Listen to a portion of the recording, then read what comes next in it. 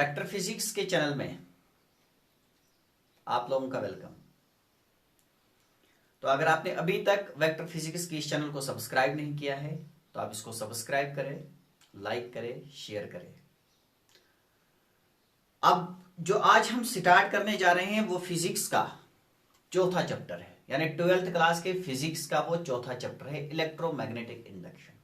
Electromagnetic induction EMI, electromagnetic induction and alternating currents, ये आपके physics का चौथा चैप्टर है। और इसी चैप्टर को हम दो हिस्सों में डिवाइड कर देंगे।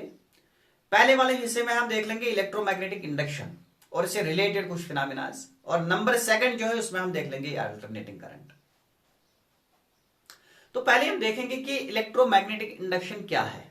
इलेक्ट्रोमैग्नेटिक इंडक्शन क्या है, थोड़ा सा कि before we start the our topic electromagnetic induction, थोड़ी सी कहानी इसके पीछे है, वो मैं आपको सुनाऊं। लगभग ये 1900 के शुरू की बात है, 1830s की बात है कि दो साइंटिस्ट हुआ करते थे। एक का नाम था फैराडे और दूसरे का नाम था हेनरी। दोनों एक ही फिनोमेना पर काम करते थे, एक यूएस में करता था और दूसरा इंग्लैंड में। क्योंकि काम सबसे ज्यादा इस पे किया था, सबसे पहले इस पे सोचा था, सबसे पहले इस पे काम किया था फैराडे ने, इसीलिए हम इसको नाम ही देते हैं फैराडेज एक्सपेरिमेंट्स। या पहला जो हम क्वेश्चन पढ़ेंगे दैट इज फैराडेज एक्सपेरिमेंट। और अब कोई बुक उसमें लिखती है फैराडेज एंड हेनरी एक्सपेरिमेंट, और ज्यादातर हम उसको जानते हैं किसके नाम से, फैराडे के नाम से। जो ये फैराडे था ना, फैराडे ने सोचा कि करंट जो है, करंट कैरिंग कंडक्टर जो होता है, जब हम उसमें से करंट को पास करते हैं, यानी जब हमने स्विच ऑन कर दिया तो वहां से जब करंट पास होती है तो हमने देखा कि करंट कैरिंग कंडक्टर के चारों तरफ एक फील्ड बन गया, और उस फील्ड को हमने नाम क्या दिया था, मैग्नेटिक फील्ड। और वो वाला जो मैग्नेटिक फील्ड है या मैग्नेट इफेक्ट्स ऑफ करंट, वो इससे पहले हमने पढ़ा है। तो मैग्नेटिक इफेक्ट्स ऑफ करंट में हम कहते हैं कि करंट कैरिंग कंडक्टर जो होता है, current carrying conductor produces magnetic field. तो इसका मतलब है कि जो एक स्टेशनरी चार्ज होता है, स्टेशनरी चार्ज का कैरेक्टरिस्टिक होता है क्या, इलेक्ट्रिक फील्ड। यानी जो रुका हुआ चार्ज होता है वो इलेक्ट्रिक फील्ड बनाता है, और जो चलता हुआ चार्ज होता है यानी मूविंग चार्ज जो होता है वो कौन सा फील्ड बनाता है, मैग्नेटिक फील्ड। और रुके हुए चार्ज से, इलेक्ट्रिक फील्ड से पूरा हमने एक चैप्टर पढ़ा है दैट इज इलेक्ट्रोस्टैटिक्स। और उसके बाद मैग्नेटिज्म यानी करंट कैरिंग कंडक्टर से जो मैग्नेटिक फील्ड बना उस पर भी हमने एक चैप्टर पढ़ा है that is magnetic effects of current.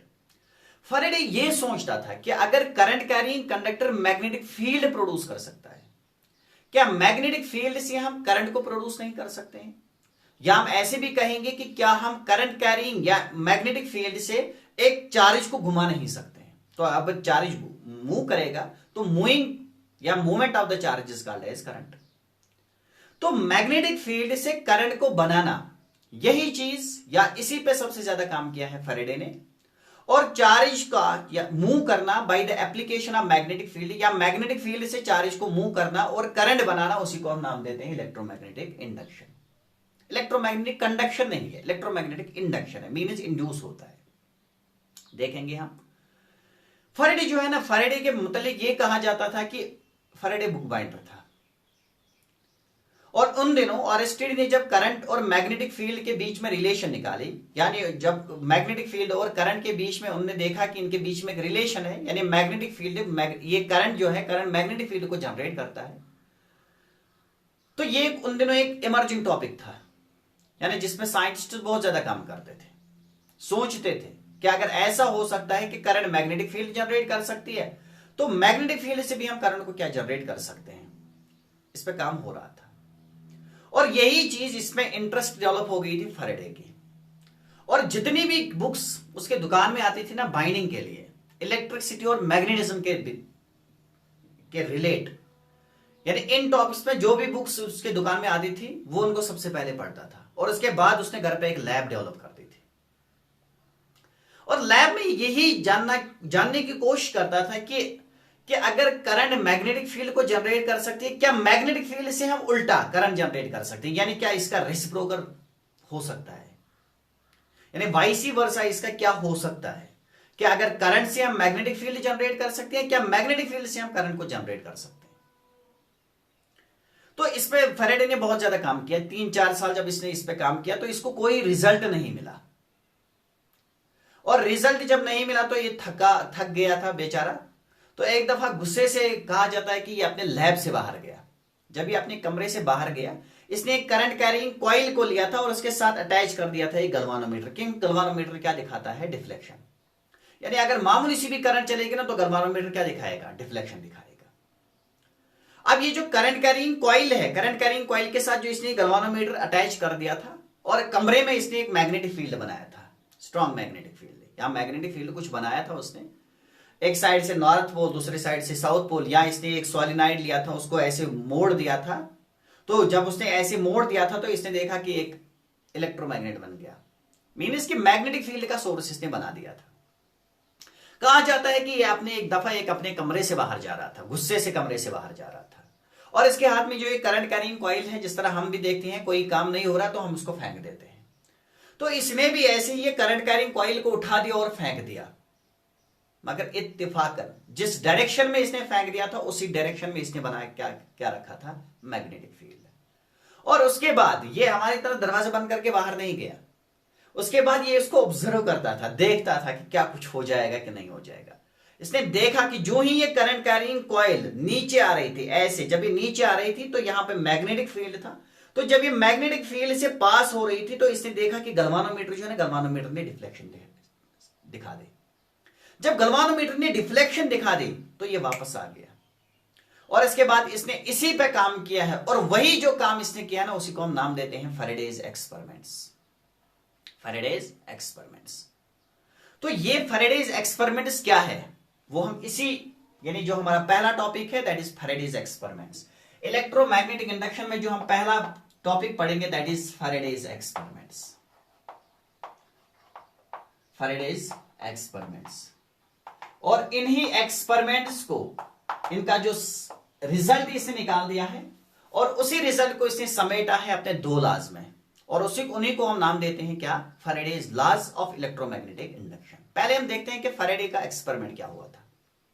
देखो कि इसने एक करंट कैरिंग कॉइल को लिया था। फॉर एग्जांपल मान लो कि ये मैंने एक कॉइल ली है और कॉइल में इसने n नंबर ऑफ टर्न्स लिए थे। फॉर एग्जांपल ये कॉइल है, या मैं ऐसे बनाऊंगा इसको कि अगर ये कॉइल है, ये मान लो ये कॉइल है, इस कॉइल के साथ अटैच इसने किया था गलवानोमीटर। क्योंकि गलवानोमीटर क्या दिखाएगा? डिफ्लेक्शन। ये दिखाएगा डिफ्लेक्शन।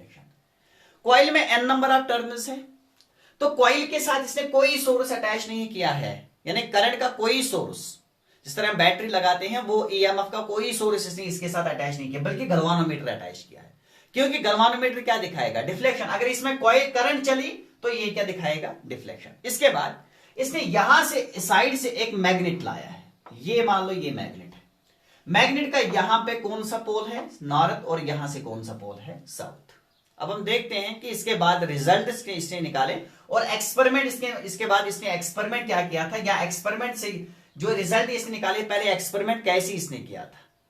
अब हम ये लेते हैं कि फॉर एग्जांपल ये मेरे पास एक मैग्नेट है और ये मेरे पास एक कॉइल है। अब जो ये मैग्नेट होता है ना, मैग्नेट में हम देखते हैं कि 2 पोल्स होते हैं, एक नॉर्थ होता है, दूसरा क्या होता है? साउथ। तो नॉर्थ से निकलती है क्या? Magnetic field lines. तो अगर यहां से मैग्नेटिक फील्ड निकलता है तो मैग्नेटिक फील्ड को हम दिखाते कैसे हैं? मैग्नेटिक फील्ड को हम रिप्रेजेंट करते हैं by the magnetic field lines. तो मैग्नेटिक फील्ड लाइन्स निकलती कहां से है? नॉर्थ से, और जाती कहां है? साउथ पे, और ये बनाती है क्या? Continuous closed loops. Continuous closed loops को हमने देखा। अगर यहां पे मैं रखूं फॉर एग्जांपल ये जो है ना, ये वाली पोजीशन, यहां पे इसने ये रखा था, मैग्नेट को रखा था, इस पोजीशन को मैं नाम दूंगा दिस इज द पोजीशन 1। समझने की कोशिश करना, क्योंकि रिजल्ट में यहीं से निकालूंगा। अगर यहां पे ये पोजीशन 1 है, मीन इसकी मैग्नेट यहां पे है, तो मैग्नेट से जब फील्ड लाइन बाहर निकली, ये वाली लाइन ऐसे जाएगी, देखना ये वाली फील्ड लाइन यहां से ऐसे जा रही है, इसके बाद ये वाली फील्ड लाइन ऐसे जा रही है, इसके बाद ये वाली फील्ड लाइन ऐसे जा रही है, इसके बाद ये वाली फील्ड लाइन ऐसे जा रही है। तो पोजीशन 1 पे अगर मैं आपसे पूछूं कि बताओ कॉइल के साथ, इस वाले पोर्शन के साथ, फॉर एग्जांपल ये यहां से एक और ये आ रही है, तो ये इस वाली पोजीशन पे जहां पे मैंने मैग्नेट रखा था, यानी 1 पोजीशन पे जब मैंने मैग्नेट को रखा, तो इस कॉइल के साथ कितनी फील्ड लाइन्स अटैच है? आंसर है 1, 2 और 3, 3 फील्ड लाइन्स आर अटैच्ड। तो कॉइल के साथ पोजीशन 1 पे कितनी लाइन्स अटैच है? 3। तो यहां पे मैं लिखूंगा कि एट पोजीशन 1 फील्ड के साथ जो लाइन्स अटैच है, या कॉइल के साथ, फील्ड के साथ नहीं, कॉइल के साथ जो लाइन्स अटैच है वो कितनी है? 3। और इसने देखा कि गैल्वानोमीटर ने कोई डिफ्लेक्शन नहीं दिखाते, गैल्वानोमीटर ने कोई डिफ्लेक्शन नहीं दिखाते। यानी पोजीशन 1 पे जब ये वाला मैग्नेट जो है ना, मैग्नेट को हमने रखा है रेस्ट में। समझने की कोशिश करना, क्योंकि यहां से ही हम रिजल्ट्स निकालेंगे। ये चीज आपको समझ में आ गई ना? बाकी सारे एक्सपेरिमेंट्स के बाद जो भी हम एक्सपेरिमेंट करें वो आपको खुद समझ में आ जाएंगे।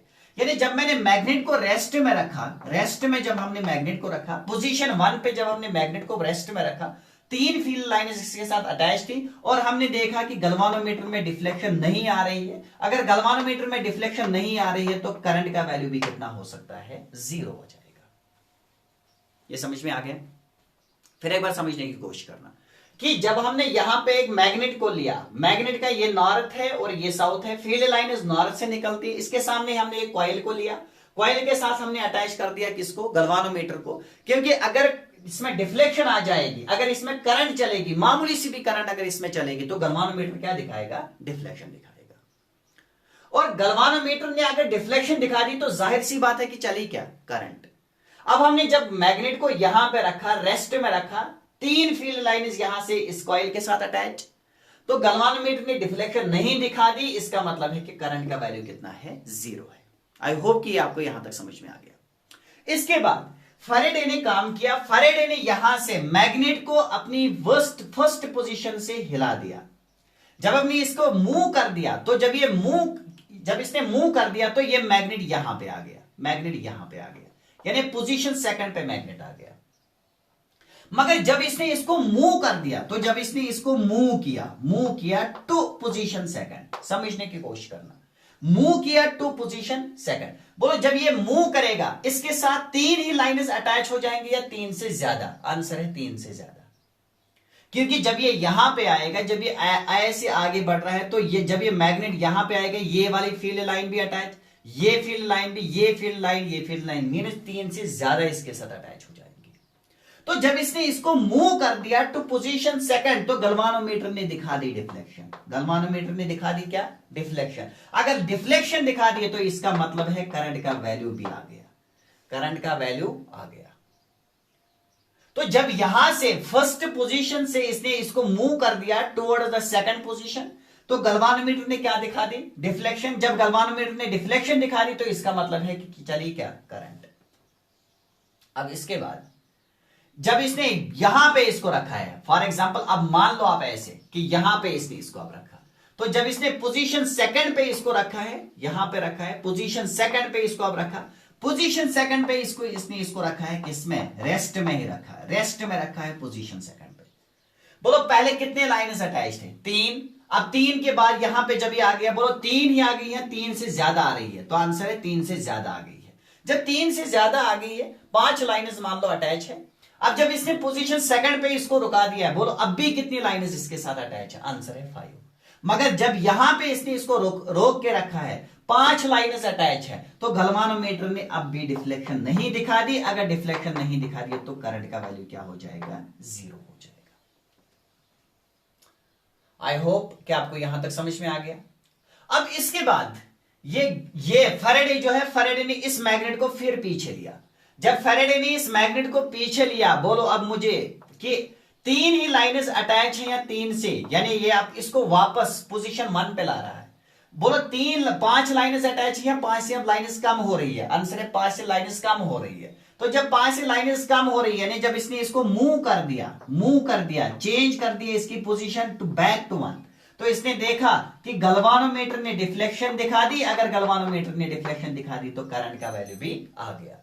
अगर मगर देखा इसने कि अभी तक गैल्वानोमीटर अगर इस साइड की तरफ डिफ्लेक्ट हो रहा था या अगर इस साइड की तरफ डिफ्लेक्ट हो रहा था, यानी जब इसने आगे लाया तो गैल्वानोमीटर की डिफ्लेक्शन अगर यहां थी, जब ये इसको आप पीछे ले रहा है तो इसने देखा कि गैल्वानोमीटर की डिफ्लेक्शन की डायरेक्शन जो है वो उल्टी हो गई है। अगर पहले वहां पे करंट आई था तो यहां पे करंट कितना आ जाएगा? -I। और इसके बाद जब इसने वापस इसको पोजीशन 1 पे लिया है तो पोजीशन 1 पे बैक टू पोजीशन 1, जब इसने इसको रेस्ट में वहां पे भी रखा तो इसने देखा कि गैल्वानोमीटर में डिफ्लेक्शन नहीं। अगर गैल्वानोमीटर में डिफ्लेक्शन नहीं है तो करंट भी नहीं है। ये समझ में आ गया? ये एक्सपेरिमेंट है, किया किसने एक्सपेरिमेंट? ये किया है फैराडे ने एक्सपेरिमेंट, और जो इसने एक्सपेरिमेंट किया है उसी एक्सपेरिमेंट को हम यहां पे रिपीट कर रहे हैं। अब क्या हुआ था इसमें, तो अब फिर एक बार मैं इसको रिपीट कर रहा हूं। हुआ क्या, जब इसे पहली पोजीशन पे रखा, यानी पोजीशन 1 पे इसने रखा, तो यहां से फील्ड लाइंस निकल दी है। फील्ड लाइन कॉइल के साथ अटैच, अगर फील्ड लाइन कॉइल के साथ अटैच है तो जब मैग्नेट रेस्ट में था तो गैल्वानोमीटर ने डिफ्लेक्शन नहीं दिखा दी। जब गैल्वानोमीटर ने डिफ्लेक्शन नहीं दिखा दी तो करंट भी नहीं चल रही है, जाहिर सी बात है। अब इसके बाद पोजीशन 1 से इसने इसकी पोजीशन, ये पोजीशन यानी ये जो मैग्नेट है, मैग्नेट की पोजीशन को इसने चेंज कर दी। इसने इसको लिया है किधर, 2 तक, यानी फील्ड लाइन इसके साथ जो अटैच थी वो अब 3 से चेंज हो रही है, 3 से 4, 4 से 5 ऐसी। यानी फॉर एग्जांपल अगर ऐसे था तो जब यहां पे था ये वाली फील्ड लाइन इधर, ये वाली फील्ड लाइन इधर, 2 ही मान लो ये इसके साथ है। जब मैंने इसको ऐसे लिया है, बताओ अब कितनी आ रही है, ये भी और ये भी, ये मान लो ये कॉइल से बाहर है, यानी 2 से बढ़ गई। जब इसने इसको मूव कर दिया तो मूव कर दिया टू पोजीशन 2, इसने देखा कि गैल्वानोमीटर ने क्या दिखा दी, डिफ्लेक्शन। अगर डिफ्लेक्शन है तो इसका मतलब है करंट भी आ रही है। अब उसके बाद पोजीशन 2 पे इसने इसको रेस्ट में रखा, देखा गैल्वानोमीटर ने डिफ्लेक्शन नहीं दिखा दी। अब उसके बाद वापस लिया, जब वापस लिया तो इसने क्या दिखा दी, डिफ्लेक्शन। और फिर पोजीशन 1 पे रखा है रेस्ट करके, तो इसने देखा कि नो डिफ्लेक्शन एट ऑल। अब गैल्वानोमीटर कब डिफ्लेक्शन दिखा रहा है, अब मुझे यहां से बताओ कि गैल्वानोमीटर कब डिफ्लेक्शन दिखा रहा है, जब वो रेस्ट में था या जब वो मोशन में था? तो आंसर है जब वो मूव कर रहा था। जब वो क्या कर रहा था, मूव कर रहा था। मोशन में, यानी जब वो मूव कर रहा था तो उसकी बदलती क्या थी, चेंज उसकी क्या हो रही थी, पोजीशन। और पोजीशन से चेंज होने पे यहां से कॉइल के साथ अटैच जो मैग्नेटिक फील्ड लाइन थी वो भी क्या हो रही थी, चेंज। अब मैग्नेटिक फील्ड पहले भी था, मैग्नेटिक फील्ड जब मैंने 1 पे रखा तब भी था, मैग्नेटिक फील्ड जब 2 पे रखा रेस्ट में तब भी था, जब वापस लिया 1 पे तब भी था, जब मूव कर दिया तब भी था। अब मैग्नेटिक फील्ड का प्रेजेंट होना करंट बनाते हैं या मैग्नेटिक फील्ड के प्रेजेंट होने के साथ साथ चेंज होना करंट बनाता है? तो आंसर है कि मैग्नेटिक फील्ड का प्रेजेंट होने के साथ साथ चेंज होना क्या बनाता है, करंट। तो फैराडे ने यहीं से एक लॉ निकाल दिया, उसने जो पहला लॉ बना दिया ना वो यहीं से इसने निकाल दिया। इसने कहा कि whenever there is the change in the magnetic field, whenever there is the change in the magnetic field, या मैग्नेटिक फील्ड को मैं बाद में बदल दूंगा मैग्नेटिक फ्लक्स से, तो वह हम उसके बाद देखेंगे। अब आप यहां से देख लेना कि whenever there is the change in the magnetic field linked with the coil, यानी जब भी चेंज होता है किसमें, मैग्नेटिक फील्ड में, linked with the coil, there is some current flowing in the coil, या there is deflection in the coil. अब magnetic field से हमने क्या किया, हमने इलेक्ट्रॉन को घुमा दिया, मीन्स करंट बना दी। करंट क्या होती है, यानी मोशन ऑफ चार्जेस होते हैं या मोशन ऑफ इलेक्ट्रॉन। तो मैग्नेटिक फील्ड से हमने करंट को बनाया, मीन्स मैग्नेट यहां पे आ गया तो इलेक्ट्रॉन यहां पे आ गया, मीन्स इलेक्ट्रॉन को हमने डिफ्लेक्ट किया किससे, मैग्नेट से। अब हमने इनको कांटेक्ट कराएंगे, विदाउट कांटेक्ट हो रहा है, दूर दूर से हो रहा है, दूर दूर से हो रहा है। तो जब दूर दूर से ऐसा कुछ हो जाएगा तो उसको हम नाम क्या देते हैं, इंडक्शन। तो इलेक्ट्रोमैग्नेटिक इंडक्शन क्या है, इलेक्ट्रोमैग्नेटिक इंडक्शन एक फिनोमेना है जिसमें हम करंट बना सकते हैं by the application of magnetic field, by the application of magnetic field. तो the generation of the current by the application of the changing magnetic field is called as electromagnetic induction. तो पहला law क्या है Faraday का पहला law है कि whenever there is the change in the magnetic field linked with the coil, there is the current and that current is called as induced current, that current is called as induced current. The phenomena of generation of the current by the application of the changing magnetic field is known as electromagnetic induction. I hope यहां तक आपको समझ में आ गया। अब इसके बाद इसने कहा कि अगर ऐसा ही है, ये पहला एक्सपेरिमेंट, अगर आपको ये समझ में आ गया ना तो इसके बाद सारी चीजें आपको समझ में आ जाएंगे। ये हो गया, आई होप कि आपको क्लियर हो गया। पता मैग्नेटिक फील्ड, बस मैग्नेटिक फील्ड का होना क्या ओनली कंडीशन है कि करंट बन जाए, कि आंसर है नहीं। मैग्नेटिक फील्ड के साथ साथ मैग्नेटिक फील्ड क्या होना चाहिए, चेंज होना चाहिए, यानी चेंजिंग मैग्नेटिक फील्ड होना चाहिए। व्हेनेवर जहां पे भी आपको कहीं पे भी चेंजिंग मैग्नेटिक फील्ड मिलेगा वहां पे आप कॉइल रखो, कॉइल के साथ अटैच कर दो गैल्वानोमीटर, तो आपको क्या मिलेगी, डिफ्लेक्शन। अगर आपको डिफ्लेक्शन मिली तो इसका मतलब है कि आपने बना दी क्या, करंट बना दी। अब इसके बाद इसने कहा कि अगर मैं आप ऐसे करूं, फॉर एग्जाम्पल अगर मैं आप ऐसे करूं, मान लो कि ये मैंने एक कॉइल लिया है, यही कॉइल मैंने ली है, फॉर एग्जांपल ये मान लो ये कॉइल मैंने ली है, इस कॉइल के साथ अटैच मैंने किया है गैल्वानोमीटर। मींस कि मैं इस कॉइल में देखना चाहता हूं कि क्या इसमें करंट बनेगी। अब इसके बाद इसने यहां से एक और कॉइल ली। जब इसने यहां से एक और कॉइल ली तो इस कॉइल के साथ अटैच उसने किया है एक सोर्स, बैटरी का सोर्स। क्या अटैच कर दिया है? एक सोर्स, यानी एक करंट जनरेटिंग सोर्स, यानी एक बैटरी इसने इसके साथ अटैच कर दी है, या फॉर एग्जांपल एक एसी सोर्स इसने इसके साथ अटैच कर दिया। या अगर हम ऐसे कहेंगे कि इसने इसके साथ एक बैटरी अटैच कर दी है, बैटरी, और यहां पे इसने एक की लगा दी, इसने यहां पे एक की लगा दी, टैपिंग की है ये की मान लो, ये पॉजिटिव ये नेगेटिव। बता जब ये की ऑन करेगा, क्लोज करेगा, जब ये की यहां पे प्रेस करेगा तो यहां पे क्या चलेगी? करंट। अगर इसमें करंट चली तो बता ये क्या प्रोड्यूस करेगा? Magnetic field. क्या करेगा? Produce magnetic field. अब यहां थोड़ा सा समझने की कोशिश करना। अगर इसने मैग्नेटिक फील्ड प्रोड्यूस कर दिया है तो मान लो कि इसमें एक फेस जो है, उस फेस में क्या बनेगा? अगर करंट उसमें चली ना एंटी क्लॉकवाइज, पढ़ा है हमने वहां पे, अगर एंटी क्लॉकवाइज डायरेक्शन में करंट चली तो एक्ट क्या करेगा? नॉर्थ। और अगर उसमें क्लॉकवाइज डायरेक्शन में करंट चली तो एक्ट क्या करेगा? साउथ। मीन्स कि इसमें दो साइड्स आ गए हैं। ये मान लो ये कॉइल है, इस कॉइल में एक साइड से नॉर्थ, दूसरे साइड से क्या है? साउथ। तो अगर इसमें एक साइड से नॉर्थ, दूसरे साइड में साउथ, मीन्स कि यहां पे मैग्नेटिक फील्ड बन रहा है।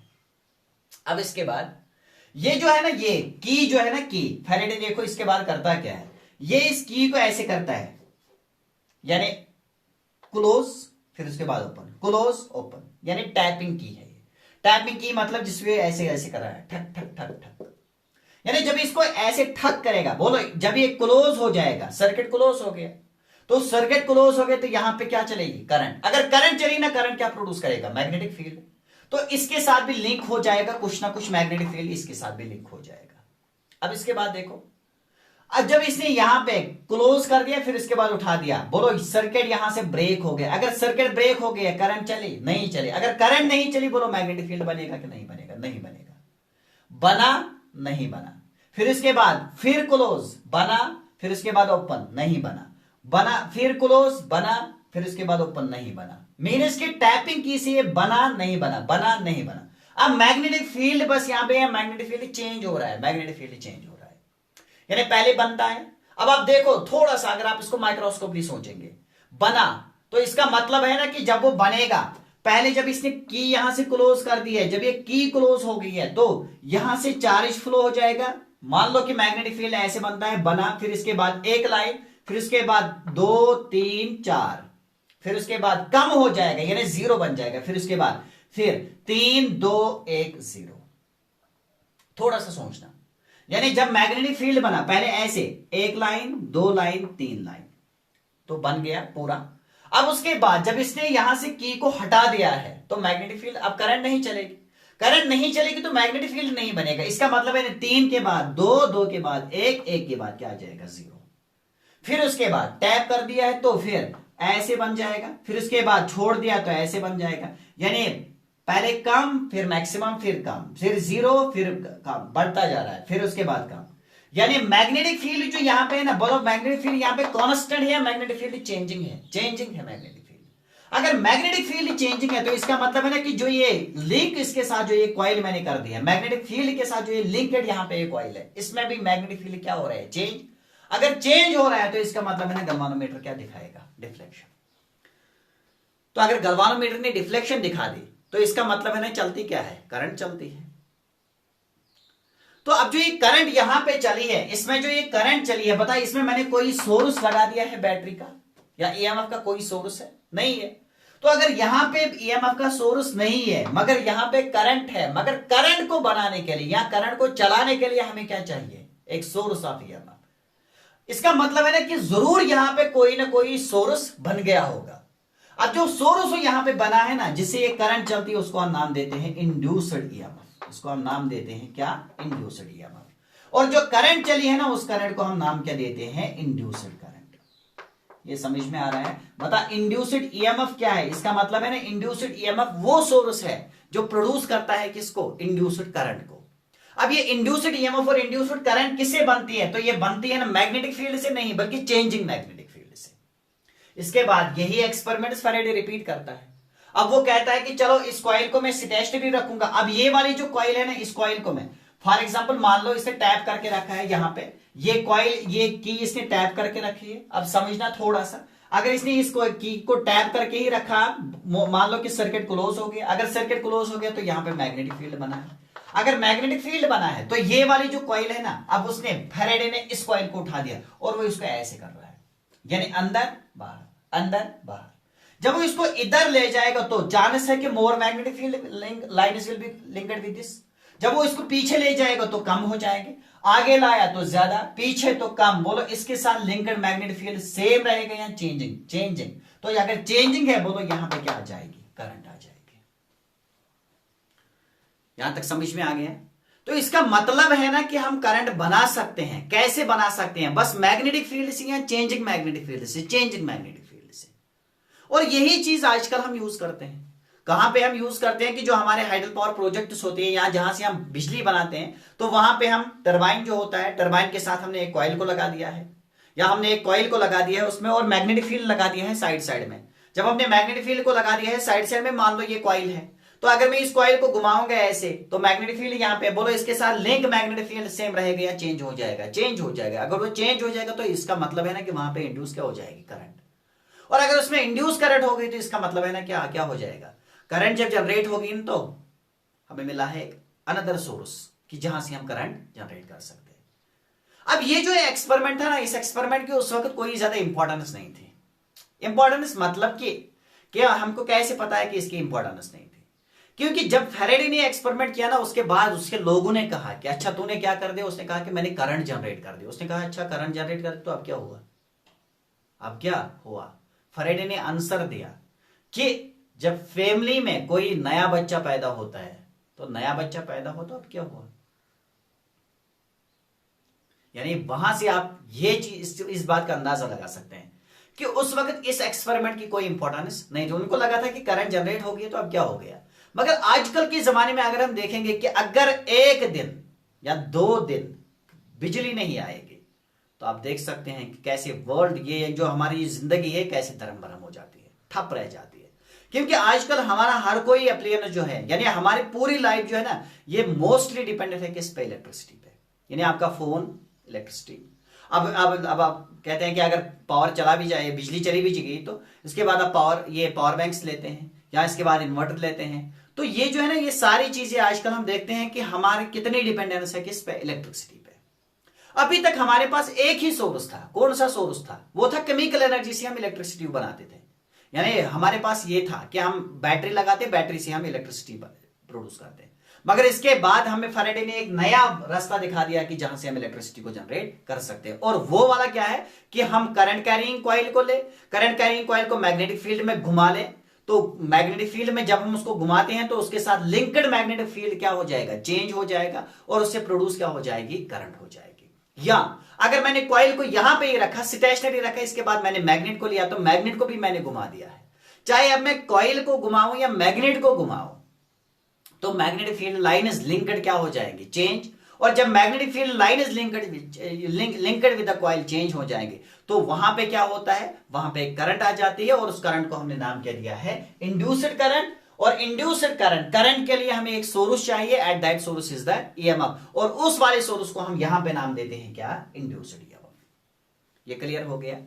तो फैराडे ने जो पहला लॉ बना दिया है, उसने क्या कहा? उसने कहा कि whenever there is the change in the magnetic field linked with the coil, तो a current starts, या a current is generated, and that current is called as induced current, and this phenomena is called as electromagnetic induction, and this phenomena is called as electromagnetic induction. अब जो दूसरा law उसने बना दिया है, ये वाला जो पहला लॉ है ना, ये क्वालिटेटिव लॉ है, और दूसरा जो इसने क्वांटिटेटिव लॉ बना दिया। उसने कहा कि अब दूसरे लॉ से पहले हम एक टर्म यहां पे पढ़ते हैं, that is magnetic flux. Magnetic flux, magnetic flux. इससे पहले हम एक टर्म पढ़ते हैं, दैट जो हमने पढ़ी है उसको हम नाम देते हैं इलेक्ट्रिक फ्लक्स। उसको हम नाम क्या देते हैं? Electric flux. Electric flux means कि द नंबर ऑफ, या the count of number of line is passing per unit area. For example अगर मैं यहां पे, ये हमने पढ़ा है इलेक्ट्रोस्टैटिक्स में, वही चीज यहां पे, बस मुझे E को बदलना है B के साथ। मान लो अगर मैंने यहां पे ये मान लो कि ये मैंने मैग्नेटिक फील्ड लाइन्स ली है, फॉर एग्जाम्पल ये मान लो ये मैग्नेटिक फील्ड लाइन्स, अगर मैंने ये मैग्नेटिक फील्ड लाइन्स दी ना, ये मैग्नेटिक फील्ड लाइन्स, तो मैग्नेटिक फील्ड कौन सी क्वांटिटी है? वेक्टर है। अब मैं वेक्टर को जोड़ना चाहता हूं किसके साथ? स्केलर के साथ, यानी मैग्नेटिक फील्ड को ही मैं अब एक स्केलर फॉर्म में लाना चाहता हूं, और स्केलर फॉर्म जो उसके है ना, दैट इज मैग्नेटिक फ्लक्स। वो चीज अब मुझे डिस्कस नहीं यहां पे करनी है, वो हमने डिस्कस ऑलरेडी की है। कहां पे? इलेक्ट्रिक फील्ड, इलेक्ट्रिक फ्लक्स में।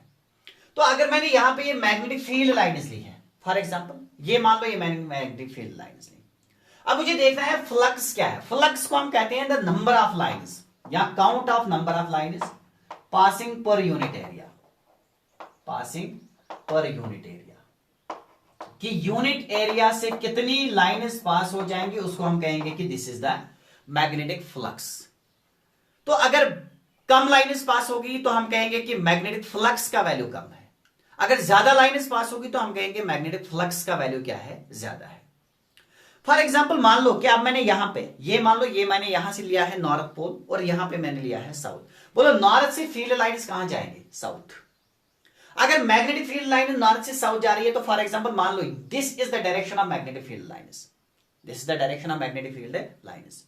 अब मैंने इसके सामने एक एरिया लगा दिया, फॉर एग्जाम्पल इमेजिन कर दो मैंने यहां से एक एरिया लिया है। एरिया कौन सी क्वांटिटी है? वेक्टर क्वांटिटी है। तो इसके साथ जो वेक्टर रिलेट होता है या एसोसिएट जो इसके साथ वेक्टर होता है उसको हम नाम ही देते हैं क्या? Area vector. तो एरिया वेक्टर की जो डायरेक्शन है वो हमने देखा कि एरिया वेक्टर की direction for the closed surfaces and for the open surfaces. Open surface के लिए हमने कहा है कि इसकी डायरेक्शन क्या होती है? Always perpendicular to the surface, either inward या आउटवर्ड। फॉर एग्जाम्पल अगर मैंने यहां पे एक रेक्टेंगल लिया है तो रेक्टेंगल, ये मान लो ये मैंने रेक्टेंगल लिया है, इसका एरिया वेक्टर इधर भी हो सकता है, इसका एरिया वेक्टर इधर भी हो सकता है। क्लियर? इसी तरह अगर मैंने एक ट्रायंगल लिया है तो इसका एरिया वेक्टर इधर भी हो सकता है, इसका एरिया वेक्टर इधर भी हो सकता है। अगर मैंने एक सर्कल लिया है तो इसके एरिया वेक्टर इधर भी हो सकता है, इसके एरिया वेक्टर इधर भी हो सकता है। समझ में आ रहा है? तो फॉर द ओपन सरफेस भी हमने वहां पे डिस्कस किया, फॉर द क्लोज सरफेस भी हमने वहां पे डिस्कस कर दिया है। अब मान लो कि ये मैंने एक एरिया लिया है तो इस एरिया का एरिया वेक्टर इस डायरेक्शन में है। जब मैंने इस एरिया को यहां पे रखा, अब आप इमेजिन कीजिए, फॉर एग्जाम्पल मान लो ये मैंने लिया है एरिया, अगर मैंने ये एरिया लिया है तो इसका एरिया वेक्टर कहां होगा? इसका एरिया वेक्टर इधर होगा, यानी आउटवर्ड्स। ये इसके एरिया वेक्टर की डायरेक्शन। अगर इसके एरिया वेक्टर की डायरेक्शन ये है तो मैग्नेटिक फील्ड लाइन्स भी इसी डायरेक्शन में आ रही है। मतलब चांस है ना कि इस एरिया से कम लाइन्स पास हो जाएंगी या ज्यादा? तुम्हें समझ में आ रहा है ना मैं क्या कह रहा हूं? फॉर एग्जाम्पल मान लो मैंने यहां पे एक एरिया लिया है, इसको आप इमेजिन कीजिए, ये मैंने एक एरिया लिया है, इसका एरिया वेक्टर इस डायरेक्शन में, this is the direction of the area vector. यहां से मैग्नेटिक फील्ड लाइन्स आ रही है। जब यहां से मैग्नेटिक फील्ड लाइन्स आ रही है ना तो ये मैग्नेटिक फील्ड लाइन्स अब पास हो रही है कहां से? एरिया से। Number of magnetic field lines passing through the area is known as magnetic flux, is known as magnetic flux. अब देखो फॉर एग्जाम्पल मान लो मैंने एरिया इतना लिया है, कम लाइन्स पास हो जाएंगी या ज्यादा? आंसर है ज्यादा। अगर ज्यादा लाइन्स पास हो गई है तो इसका मतलब है ना बढ़ गया क्या? फ्लक्स। अब मैंने इतना एरिया लिया है, मैंने यहां से मैग्नेटिक फील्ड लाइन्स को बढ़ा दिया है, यानी मैंने सोर्स को स्ट्रांग बना दिया, तो यहां से लाइन्स ज्यादा पास हो जाएंगे। जब लाइन ज्यादा पास हो जाए तो बढ़ जाएगा क्या? फ्लक्स। मीन्स फ्लक्स को बढ़ाने के लिए या मैं एरिया को बढ़ा दूं तो फ्लक्स बढ़ जाएगा, मैग्नेटिक फील्ड लाइन्स को बढ़ा दूं तो फ्लक्स बढ़ जाएगा। इसका मतलब है ना कि फ्लक्स जो है फ्लक्स बढ़ता है कब? जब फील्ड बढ़ता है, मैग्नेटिक फील्ड लाइन्स बढ़ती है। फ्लक्स बढ़ता है जब बढ़ता क्या है? एरिया कम फ्लक्स कम, फील्ड लाइन्स कम फ्लक्स कम। तो इसका मतलब है ना flux is directly proportional to magnetic field, flux is directly proportional to area. अब इसके बाद जब मैंने दोनों को कंबाइन कर दिया, मैंने देखा कि phi is directly proportional to B A, phi is directly proportional to B A. अब डायरेक्टली प्रोपोर्शनल को यहां से उठा दो, यहां से एक कांस्टेंट लगा दो, के का वैल्यू एसआई यूनिट में 1 लगा दो, तो phi is equal to B A, phi is equal to B A. अब ये जो phi is equal to B A है, phi is equal to B A, means कि इनके दरमियान एक प्रोडक्ट आ गया। अब मुझे देखना है ये क्रॉस प्रोडक्ट आ जाएगा या डॉट प्रोडक्ट। चूंकि फ्लक्स स्केलर क्वांटिटी है तो यहां पे क्या आना चाहिए? डॉट। अब मैं देखूंगा डॉट में कौन सा एंगल मुझे फंसता है, कॉस या साइन। आंसर है कॉस फंसता है। अगर कॉस आ जाएगा तो यहां से आना चाहिए कॉस ऑफ थीटा। अब मैं यहां पे देखूं क्या कॉस ही आ जाएगा या साइन आ जाएगा। एक सेकंड के लिए आप इधर देखो। फॉर एग्जाम्पल यहां से मान लो यहां से फील्ड लाइन्स आ रही है। अगर ये फील्ड लाइन्स यहां से ऐसे आ रही है, 10 फील्ड लाइन्स यहां से ऐसे आ रही है, मैंने आगे से एरिया लगा दिया है ये एरिया, 10 के 10 लाइन्स यहां से पास हो गई। बोलो एरिया का एरिया वेक्टर किस डायरेक्शन में, उधर। अगर एरिया का एरिया वेक्टर उस डायरेक्शन में, बताओ मैग्नेटिक फील्ड लाइन्स और एरिया वेक्टर के दरमियान एंगल कितना बनता है, 0। तो जब एंगल 0 था एरिया वेक्टर और बी के दरमियान, तब फ्लक्स कम पास हो गए हैं ज्यादा, आंसर है ज्यादा, क्योंकि 10 लाइन्स थी, 10 के 10 यहां से पास होगी। तो जब 10 के 10 यहां से पास होगी मीन्स मैक्सिमम वैल्यू कब आ रहा है, जब बी और एरिया वेक्टर के दरमियान एंगल कितना था, 0। अब कौन सा वो ट्रिग्नोमेट्रिक रेशो ये फंक्शन है जिसपे 0 पे मैक्सिमम वैल्यू आता है, आंसर है कॉस। कॉस 0 क्या होता है, 1। अगर साइन होता, साइन 0 क्या होता है, 0। अब देखो मान लो कि मैंने यहां से ये मैग्नेटिक फील्ड लाइन इसको लिया, अब एरिया जो ऐसे था ना, मैंने एरिया को इस तरीके से अब ऐसे उठा दिया। जब मैंने ऐसे कर दिया, एरिया वेक्टर की डायरेक्शन बदली। जब एरिया वेक्टर की डायरेक्शन बदली है ना, तो इसका मतलब है ना कि फ्लक्स फील्ड लाइन्स कम हो रही है या बराबर हो रही है, आंसर ये कम हो रही है। मीन्स फ्लक्स चेंज हो रहा है ना, जब मैंने फील्ड लाइन्स अब भी इस डायरेक्शन में, अगर मैंने मैग्नेटिक फील्ड ये जो एरिया है एरिया वेक्टर की डायरेक्शन को क्या कर दिया, चेंज कर दिया। जब मैंने एरिया वेक्टर की डायरेक्शन को चेंज कर दिया, अब मैंने ऐसे लगा दिया है। बोलो एरिया वेक्टर इधर है, फील्ड लाइन्स इधर है, तो एंगल कितना बना है, 90। अगर एंगल 90 बन गया ना, तो इसका मतलब है ना cos 90 कितना होता है, 0। तो क्या कोई लाइन इस एरिया से पास हो रही है, आंसर है नहीं हो रही है। अगर नहीं हो रही तो साइन आ जाएगा, कॉस आ जाएगा, आंसर है कॉस आ जाएगा। तो जो ये number of line the count of number of line passing per unit area, उसको हम नाम क्या देते हैं, मैग्नेटिक फ्लक्स। तो मैग्नेटिक फ्लक्स किसके बराबर होता है, फाई। अब मैं इसको लिखूंगा यहां पे फाई बी होता है बराबर B A cos of theta. तो अगर हम इसको डॉट में लिखेंगे तो यह आ जाएगा phi B is equal to B dot A, phi is equal to B dot A. अब बी डॉट ए क्या है, B is the magnetic field lines and A is the area. तो count of number of lines magnetic field lines passing per unit area is known as magnetic flux. अब अगर हम इसके पहले law को अगर मैं थोड़ा सा चेंज कर दूं, तो हम इसको ऐसे भी लिख सकते हैं कि जो पहला लॉ है, पहला लॉ क्या बताता है, it states that whenever there is the change in the magnetic flux linked with the coil। अब फील्ड मैंने नहीं लिया है, मैग्नेटिक फ्लक्स अब आपको आ गया होगा समझ के फ्लक्स क्या है। तो whenever there is the change in the magnetic flux linked with the coil and EMF is set up in the coil, that EMF is called as induced EMF and the current flowing in the coil is called as induced current, the phenomena of generation of the current by the application of the magnetic field, this phenomena is known as electromagnetic induction।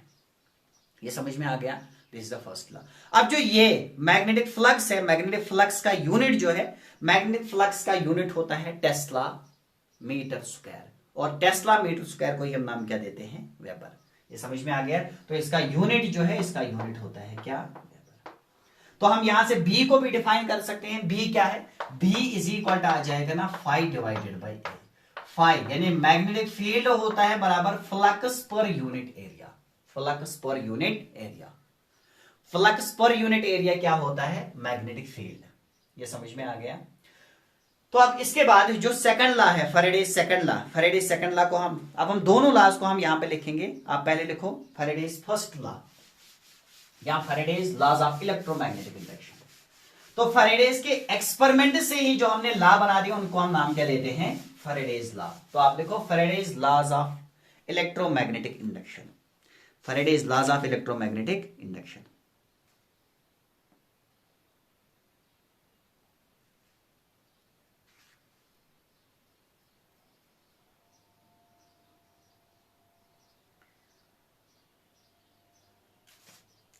Faraday's laws of electromagnetic induction.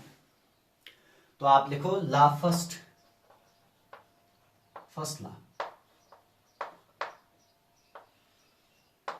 It states that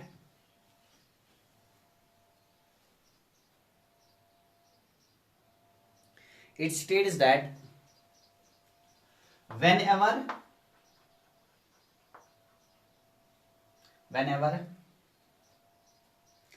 the amount of magnetic flux, whenever the amount of magnetic flux, the magnetic flux को हम denote किससे करते हैं, phi b, linked with the coil changes, linked with the coil changes,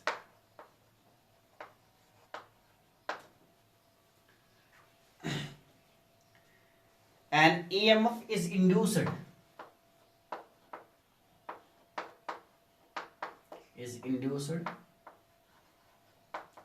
in the coil, an EMF is induced in the coil.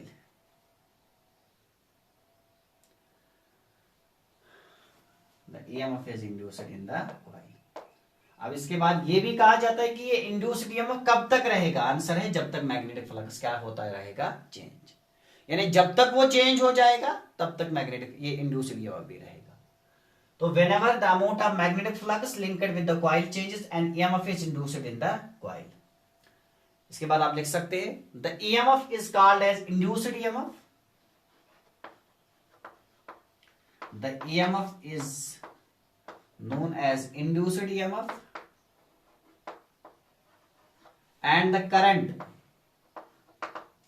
in the circuit is known as induced current. And the current is known as induced current. समझ में आ गया.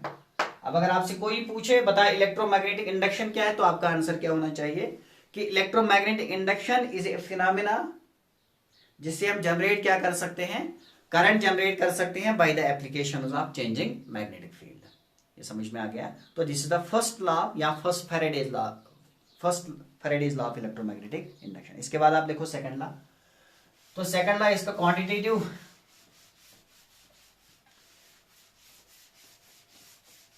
पहला qualitative है और दूसरा क्या है, quantitative.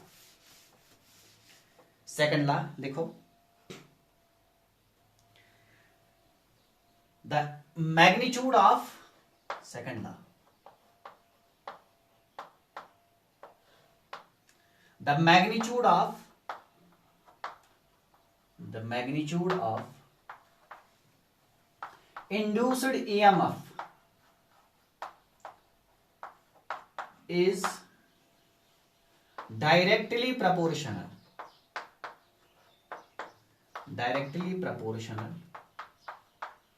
to the change in, किसमें, चेंज इन फ्लक्स. इसका मतलब है कि जितना ज्यादा हम मैग्नेटिक फ्लक्स को चेंज करेंगे, यानी rate of change of magnetic flux जितनी ज्यादा चेंज ये होगी, ज्यादा होगी, तो उतना इंड्यूस्ड ईएमएफ का वैल्यू भी क्या हो जाएगा, चेंज हो जाएगा, ये ज्यादा हो जाएगा. यानी अगर हमें इंड्यूस्ड ईएमएफ का मैग्नीट्यूड बढ़ाना है तो हमें क्या बढ़ाना है, हमें चेंज करना है जल्दी जल्दी किसको, यहाँ rate of change of magnetic flux को हमें क्या करना है, इंक्रीज करना है. तो इंड्यूस्ड ईएमएफ को अगर मैं डिनोट कर दूंगा ई से, तो हम लिखेंगे E is directly proportional to the change in flux. Change को हम ऐसे लिखते हैं d by D t of phi, यानी rate of change of magnetic flux with respect to time is directly proportional to induced EMF. ये समझ में आ गया. तो यहां पे हम ऐसे भी लिख सकते हैं E is equal to minus times N D phi divided by D T. तो डायरेक्टली प्रोपोर्शनल के बदले अगर मैं यहां पे K लिखूं, K कांस्टेंट ऑफ प्रोपोर्शनलिटी है. अब N जो है ना, N क्या है, N is the number of turns in the coil, number of turns in the coil. N is the number of turns in the coil. N का value 1 भी हो सकता है. तो अगर N का वैल्यू 1 होगा, E is equal to minus N D phi divided by D T. अब माइनस साइन का मतलब क्या है, तो नेगेटिव साइन शोज, अब यहां से लिख सकते हैं कि negative sign indicates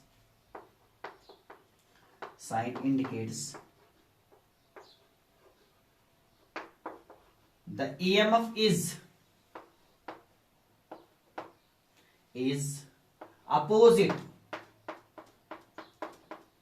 to the change in flux. Change in flux, यानी जो ईएमएफ है ना, EMF is opposite to the change in flux. ये समझ में आ गया। अब जो ये चीज है ना, ये अपोजिट टू द ईएमएफ, तो ये हमारा अगला क्वेश्चन बन जाएगा, and that question is Lenz law. ये समझ में आ गया। तो आज के लेक्चर में हम इतना ही डिस्कस कर देंगे।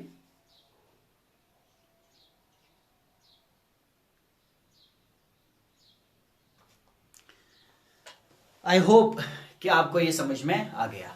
तो अगर आपसे आप कोई भी पूछे कि इलेक्ट्रोमैग्नेटिक इंडक्शन क्या है, तो आपका आंसर होना चाहिए कि इलेक्ट्रोमैग्नेटिक इंडक्शन ये वो फिनोमिना है या ये वो प्रोसेस है जिसमें हम करंट को बना सकते हैं। कैसे बनाएंगे करंट को हम? By the change in magnetic flux या by the change in magnetic field per unit area linked with the coil. और इसके बाद हमने इसका क्वालिटेटिव अप्रोच भी देखा, क्वांटिटेटिव अप्रोच भी देखा। तो पहला लॉ जो है वो इसका क्वालिटेटिव अप्रोच देता है और सेकंड लॉ जो है इसका क्वांटिटेटिव अप्रोच देता है। तो इसके साथ साथ हमने एक टर्म को भी पढ़ा है, दैट इज मैग्नेटिक फ्लक्स। ये समझ में आ गया। तो इसके रिलेट अगर आपको कहीं पे भी प्रॉब्लम है या कहीं पे भी समझ में नहीं आया, तो आप वीडियो को पॉज कर सकते हैं या वीडियो को आप रिपीट कर सकते हैं, देख सकते हैं। फिर भी अगर आपको कहीं पे भी समझ में नहीं आया तो आप कमेंट सेक्शन में अपना ये डाउट पूछ सकते हैं।